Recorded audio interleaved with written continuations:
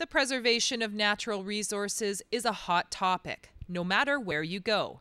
On today's episode of The Lunch Counter, we look at water conservation from a Kootenay perspective. In a perfect world, if you wanted to irrigate your garden, it would be best to have a direct line from the river, because water that we use to drink has been treated. So it's expensive. The municipality's got to take water out of the river, it's got to treat it, make it safe to drink, and then we're simply putting it back on the garden.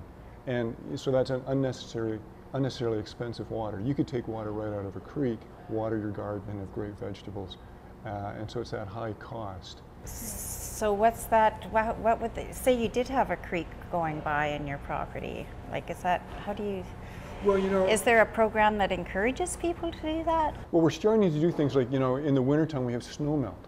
So if people, when they build their houses, put in a cistern to hold snow melt and rainwater, and then you watered your garden with that cistern rather than city water, that would be much more effective. But if if we had bylaws that said when you build your house you should have a rainwater or stormwater recovery system, that would be a good thing, I think, in terms of water conservation.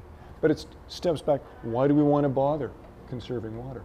It's very important. Conserving water is, we need it for living, and it's not going to be here forever. Water is one of our greatest resources, and when you can get clean, good water, definitely conserve it and use it. It's a valuable resource, and if we just kind of misuse it, and it'll be gone.